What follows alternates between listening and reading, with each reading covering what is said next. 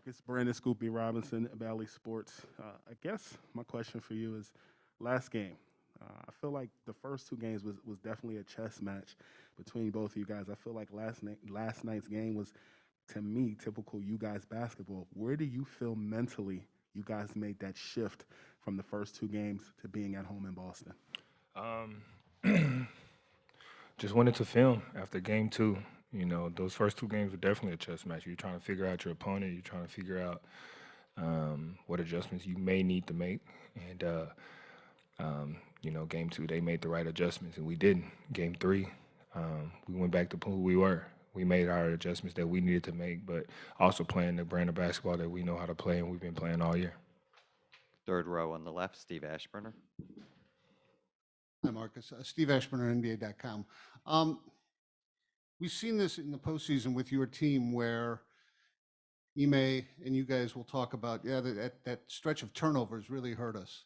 And that becomes a focal point, and then a game or two later, there's a stretch of turnovers that really hurt you guys. Same thing with the third quarter. You guys talk a lot about, third quarters, we got to really attend to that. And then a third quarter comes up and there's a problem again. How do you explain that pattern and that tendency? It's sort of like you know what you have to do and then don't quite get it done sometimes. Um, can't. It's just one of those things where, it's just a mystery. You go out and you do as best as you can. You can only prepare for what you know is coming, but the outcome and everything else that happens can change. So, you can have a plan and it doesn't work. And we've been in a few of those situations, but, it allows us to grow. We obviously, we learn from the game to game. And as we know, when those turnovers happen and we lose those games, we bounce back. Um, we're definitely trying to not keep that pattern going. But like I said, all you can do is prepare and deal with the cards that you have dealt in front of you. And if it's happening in a third quarter situation, I mean, are you aware of it as it's going on? It's like, man, this quarter is getting us again. Yeah, I mean, it's kind of hard not to, especially when you're out there and you're the one going through it. You definitely feel it. But like I said, you just try to do what you're supposed to do, and that's what you know how to do, and let's go out there and try to win to the best of your ability. First row on the right. Hey, Marcus, how would you describe what this season has been like? Obviously, it's been a winding road to a large degree, some dead ends, but you guys have kind of gotten through everything. How would you describe what it's been like and the character of this group to do what it's done at this point? I would probably have to describe it as just right. Everything happens for a reason. When you're trying to accomplish something great, you have to things have to be sacrificed. And you have to go through some things.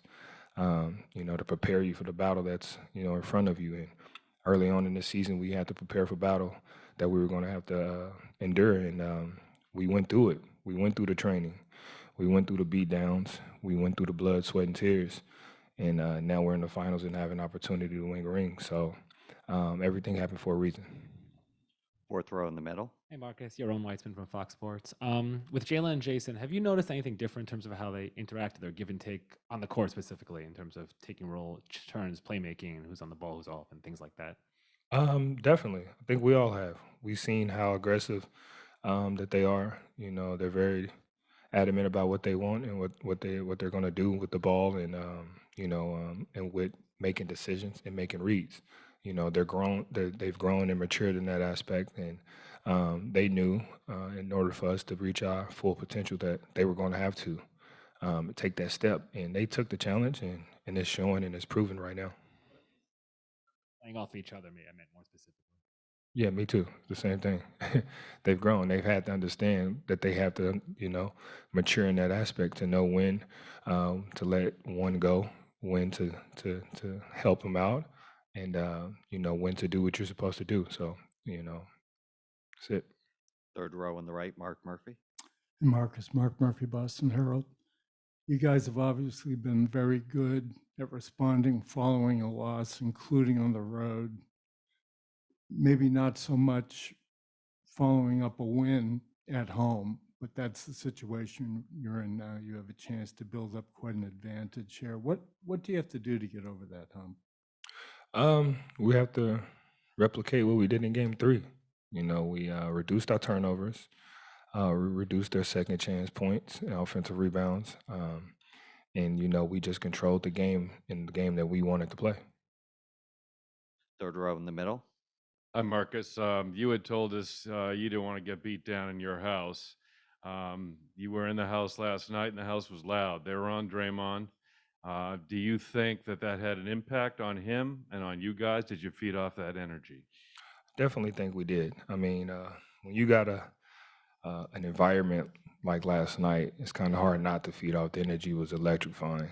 It was chaotic, and it was perfect for the timing of it. I definitely think it may have affected Draymond in some way, but we all know Draymond feeds off that as well. So it's kind of hard to say how much of an effect it really had on him because he embraces that and that's who he is, and he takes that on and he uses that to fuel him. So, but as a competitor, it don't matter what side you're on, home or away. When the energy's like that, you definitely feel it and you take it on and you let it fuel you. We're going to take two more questions. First kinda- row on the left. He kind of segued into my question about Draymond. The thing that I think I know I appreciate about the both of you is just your candor. It's kind of like uncle conversation, or like older cousin that you respect. Why do you think in today's society your level of candor, his level of candor, is so misunderstood? Um, I probably have to say because it's not the norm. Nobody's used to the way how loud it is. Nobody's used to how aggressive it is. If you're not that type of person, it could come off and rub you the wrong way. But that's what makes us special. We're different, and we embrace the difference that we have from everybody else, and that's what makes us great. And I know for a fact Draymond's never going to change, and we don't expect him to. That's Draymond, and that's what makes him the great player that he is. And his career has been full of triumph because of it. He takes that team to a new level when he's on the court and with what he brings, and vice versa with me. So um, every team would tell you, they might not tell you right up front, but they'll tell you Marcus and Draymond are two guys we would love to have on our team and two guys we would hate to play against. Second row on the left. We'll finish up here. Marcus, what did you learn from early in the season that you've given up leads, especially in New York? You've given up 25-point lead, and now when the third quarter came and the Warriors made the rally, what did you learn, or did you lean from those past experiences or losses to pull through in last night? That I'll probably say that I've learned and this team learned that no matter how things get, we still have a chance to take control, if not already be in control of that game. Even though that, they go on their runs, and we understand that basketball is a game of runs, and they're one of the greatest teams to do it, but so are we, and we're going to make our runs as well. So I think that we've learned that we can control the game no matter how bad it looks if we just stick to what we know.